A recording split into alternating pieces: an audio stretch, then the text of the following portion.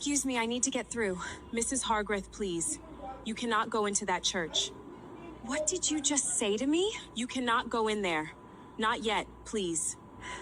Please listen to me. They want you to walk in there. That's exactly what they're counting on. They? This is my wedding. I don't know who you are or what you think you're doing, but I am about to be very late to my own ceremony. I know it's your wedding. That's why I'm standing here, please. What are you saying to me? I'm saying he is not who you think he is, and I can prove it. I took this 1 hour ago, inside this building.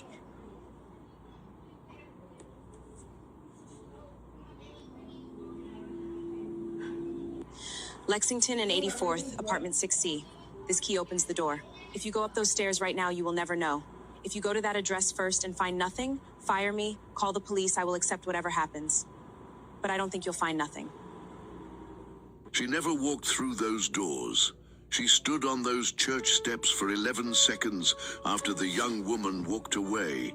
11 seconds holding a Polaroid photograph and a gold key, while 240 guests sat inside waiting for music that never started.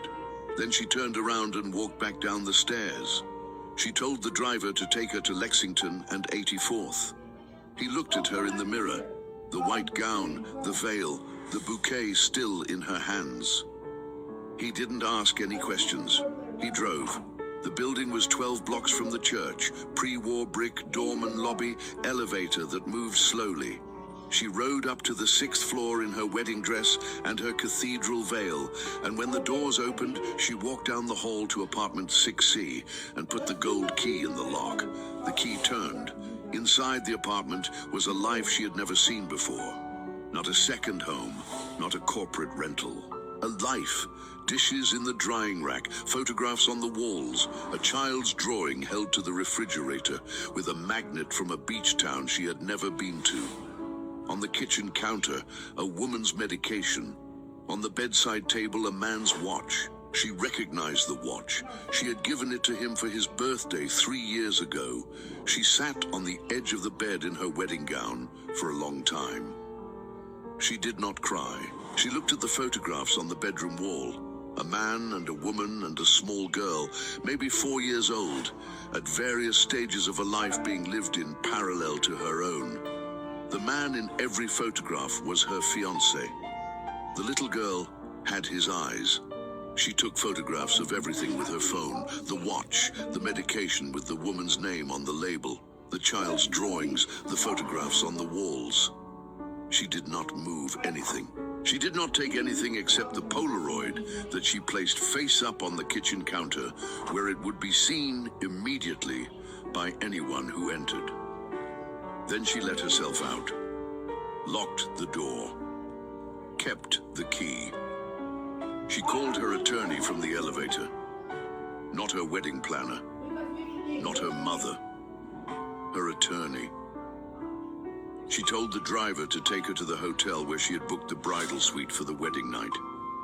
She went upstairs. She changed out of the wedding dress. She ordered room service. She ate. Her fiancé called 47 times between 2 in the afternoon and midnight. She did not answer.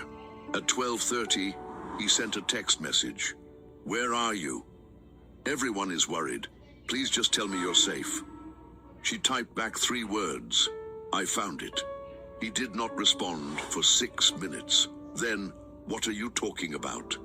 She sent him one image, the photograph of his watch on the bedside table of apartment 6C.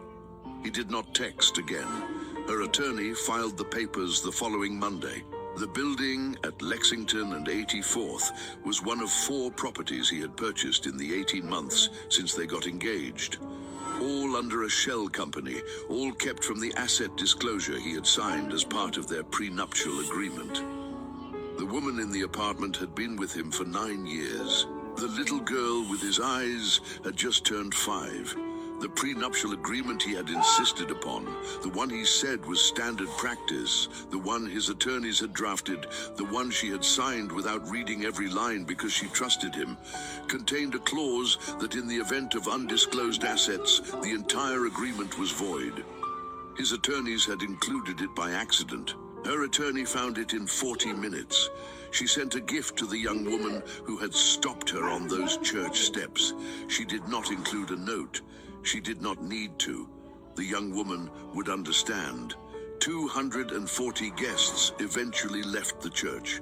The flowers were donated to a hospital. The wedding cake was served to the kitchen staff. The gold key she kept in her desk drawer, not as a reminder of what she had almost walked into, as a reminder of what it looks like when someone who has everything to lose chooses to tell the truth anyway.